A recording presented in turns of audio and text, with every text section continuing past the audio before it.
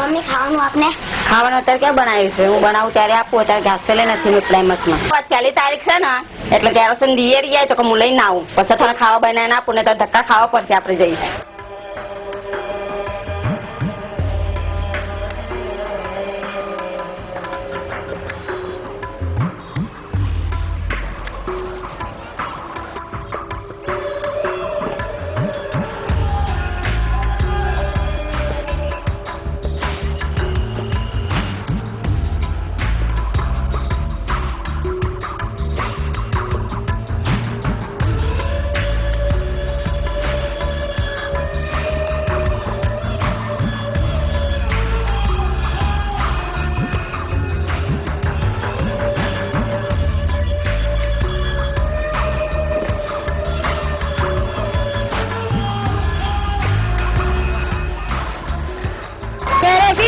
મને કે આજે આપીશું ને નહીં આપીએ લાઈનમાં છે તો પાછા ઘરે જઈએ તો દુકાન બંધ કરીને જતો રહ્યો કે આ મુઓ કેમ મરી જાય છે, કે કઈ નક્કી જ નથી હોતું કે સરકારનો કઈ કેમે નથી હોતો છે, ક્યાં જાય છે ક્યાં નથી જતો. તમે ટાઈમસર આવીને ઉભા રહેશે તો લાઈનમાં ઉભા છે.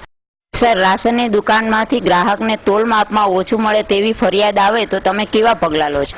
ગ્રાહકે ખરીદેલ ચીજ વસ્તુનું વજન માપ કાયદા નિયમ અનુસાર સ્ટાન્ડર્ડ બેલેન્સ પર વજનની ચકાસણી કરવામાં આવે છે.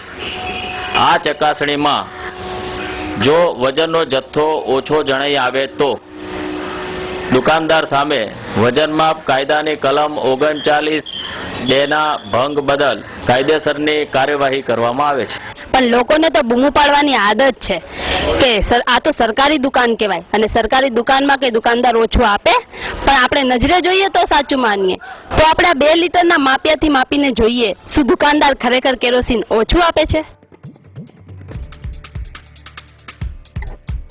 બેન, તમે શું લાયા? કેરોસીન બેન લઈને આવીશું. માપી જો ને. હા, માપી લો બેન. જસલા બેન, ડબલું લઈને આવો. મારો ગુનો હોય તો મારું નામ લખજો ને, એનો ગુનો તો એનું નામ લખજો દુકાન વાળાનું.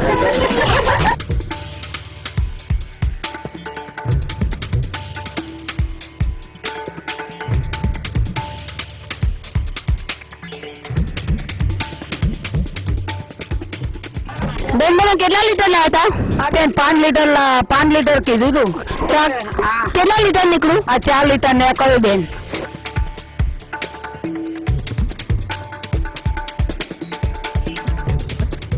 આ તમે કેરોસીન કેટલા લીટર લાયા હતા? 5 લીટર.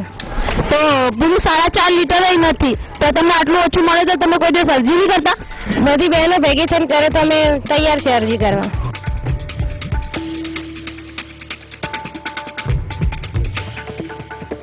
अला तुम कितने लीटर के तुमने पैसे दिए थे दुकान वालों को?